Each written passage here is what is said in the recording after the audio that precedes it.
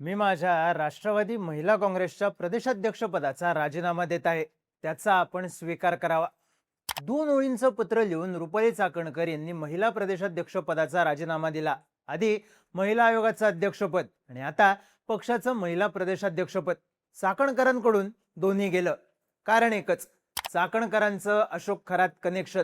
नाशिकचा बोंधूबाबा कॅप्टन अशोक खरातचं प्रकरण पुढे आल्यापासून रुपाली चाकणकर यांचं नाव सतत चर्चेत आहे. फक्त चाकणकरांचे खरात सोबत फोटोज आहेत हेच कारण नाहीये, तर चाकणकर या खरातचा उल्लेख गुरु माऊली असा करत होता. त्याची तुलना पांडुरंगाशी करत होत्या. त्याचे पाय धुवत होत्या, डोक्यावर छत्री घेऊन उभ्या राहत होत्या, त्याच्या शिवनिकास ट्रस्टच्या बोर्डावर होत्या.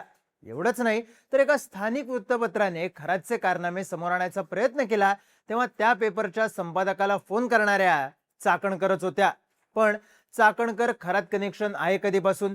हे कनेक्शन नेमकं आहे काय? पाहूयात या व्हिडिओमधून. नमस्कार, मी चिन्मय आणि तुम्ही पाहताय बोलभिडू.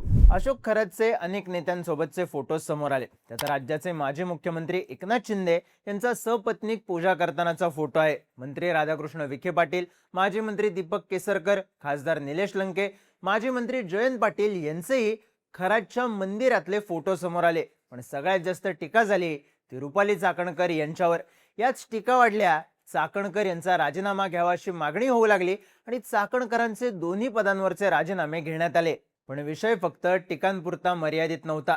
जेव्हा खरातचं प्रकरण समोर आलं तेव्हा चाकणकर यांनी खरात प्रकरणाची निष्पक्ष चौकशी करण्यात यावी असं ट्विट केलं. पोलीस महासंचालकांची भेटही घेतली. पण लागलीच खरातची असलेलं त्यांचं कनेक्शन प्रचंड चर्चेत आलं. सुरुवातीला नाशिकच्या कॅनडा कॉर्नर परिसरातल्या ओकस प्रॉपर्टीज नावाच्या ऑफिसमधून लोकांचं भविष्य सांगणाऱ्या खरातने 2009 मध्ये सिन्नरच्या मिरगाव इथं श्री शिवनिका संस्थान या ट्रस्टची स्थापना केली. त्याने ईशान्येश्वर महादेवाचं मंदिर सुद्धा बांधलं. तेव्हा त्याच्याकडे नाशिक आणि आजूबाजूच्या जिल्ह्यांमधल्या नेत्यांचा राबता होता. पण हळूहळू त्याची कीर्ती नाशिकच्या बाहेर पसरली आणि त्याच्या भक्तांमध्ये एक नाव ऍड झालं. राज्य महिला आयोगाच्या माजी अध्यक्षा रुपाली चाकणकर. स्वतः चाकणकर यांनीच माध्यमांच्या समोर दिलेल्या प्रतिक्रियेनुसार त्या खरातला गुरु मानत होत्या. त्यांचं कुटुंब वारकरी संप्रदायातून येतं. त्यातूनच त्यांची खरात सोबत ओळख झाली आणि त्यांच्या कुटुंबाने खरातवर आध्यात्मिक श्रद्धा ठेवली. त्यानंतर चाकणकर खरातच्या देवस्थानाशी जोडल्या गेल्या. महाशिवरात्री, गुरुपौर्णिमा या दिवशी होणाऱ्या कार्यक्रमांना त्या उपस्थित राहू लागल्या. एवढ्यावरच न थांबता त्यांनी अशोक खरातची पाद्यपूजा केली. त्याला केक भरवला. आपल्या घरातल्या कार्यक्रमांना सुद्धा खरातला बोलवलं. खरात काही कार्यक्रमांना उपस्थित राहिला ज्यात वेगवेगळे राजकीय नेते होते.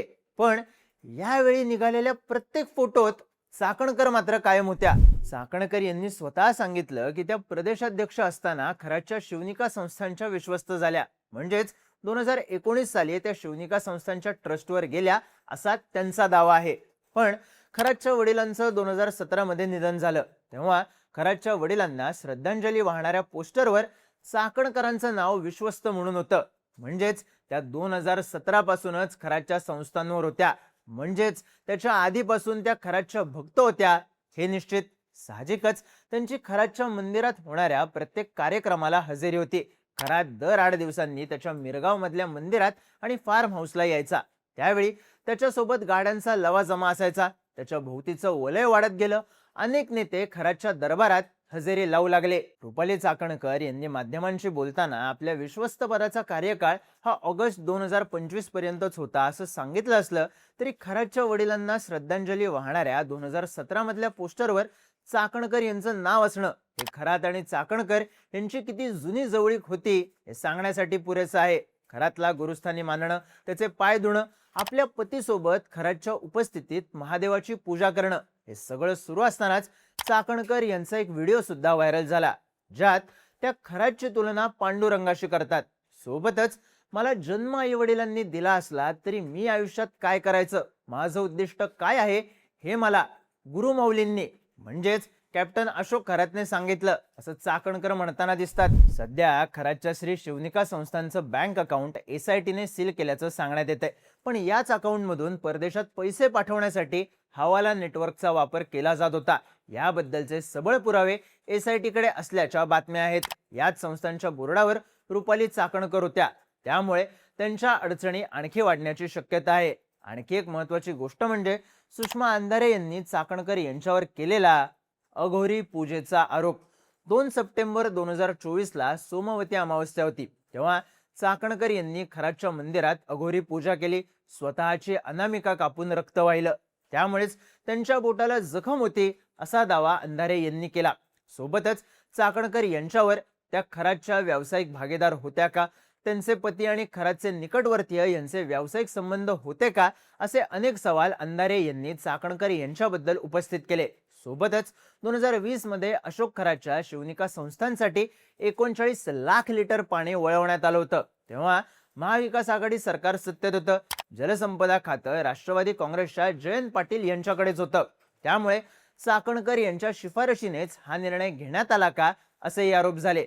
अगदी चाकणकर यांचे खरात सोबतचे फोटो इथपासून सरकारी यंत्रणेच्या निर्णयांचा खरातला फायदा होणं इथपर्यंतचे आरोप चाकणकरांना गोत्यात आणणारे ठरले. पण चाकणकर यांची खरात प्रकरणात सगळ्यात जास्त अडचण होण्याचं पहिलं कारण म्हणजे खरातला वाचवण्याचा प्रयत्न केल्याचा आरोप.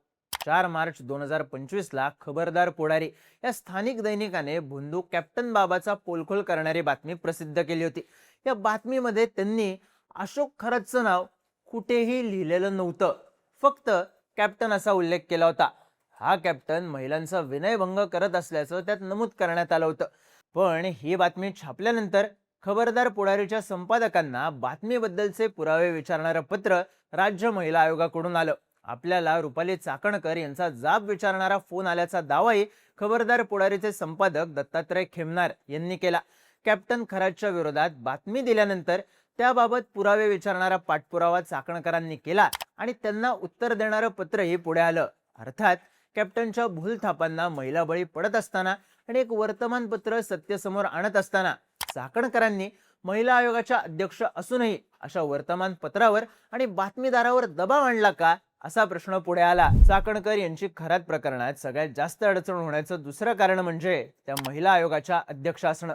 खराच्या विरोधात दाखल असलेले सर्वाधिक गुन्हे हे महिलांवर अत्याचार करणं, त्यांचा विनयभंग करणं, जीवे मारण्याची धमकी देणं या स्वरूपाचे आहेत.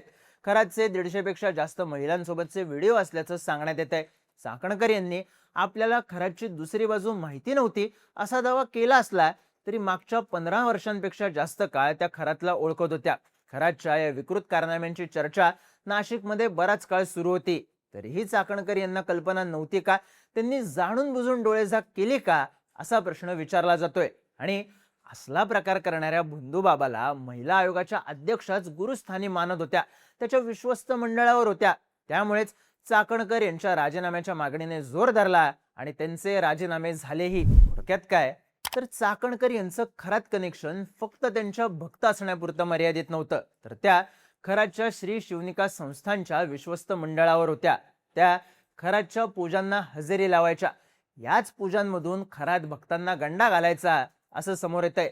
त्यात खरातला गुरुस्थानी मानून त्याचं उदात्तीकरण करण्यात त्यांचा वाटा मोठा असल्याची चर्चा आहे. आणि खराच्या विरुद्ध बातमी छापणाऱ्या संपादकाला फोन करणाऱ्याही चाकणकरच आहेत. त्यामुळेच आपण फक्त आध्यात्मिक श्रद्धेतून खरातकडे जायचो असं चाकणकर यांचं म्हणणं असलं तरी कौटुंबिक संबंध, विश्वस्त म्हणून काम करणं आणि पत्रकाराला केलेला फोन यावरून हे कनेक्शन फोटो पुरतं मर्यादित राहत नाही. त्यातच देवेंद्र फडणवीस यांनी या प्रकरणात फक्त फोटो आहेत म्हणून कोणावर कारवाई केली जाणार नाही, तर ज्यांचा सहभाग असेल त्यांच्यावर कारवाई केली जाईल असं विधान विधानसभेत बोलताना केलं. त्यामुळेच या सगळ्यावरून चाकणकर यांचं खरात प्रकरणात आणखी कनेक्शन आढळणार का, ही चर्चा सुरू आहे. त्यावरूनच चाकणकर यांना या प्रकरणात सह आरोपी करण्याची मागणी होत आहे. पण तुम्हाला काय वाटतं, चाकणकर यांची यात इन्व्हॉल्वमेंट असेल का, चाकणकर यांना सह आरोपी केलं जाईल का? तुमची मतं आणि प्रतिक्रिया कमेंट करून नक्की सांगा. आणि माहितीपूर्ण व्हिडिओज पाहण्यासाठी बोलभिडूच्या YouTube चॅनलला सबस्क्राईब करायला विसरू नका.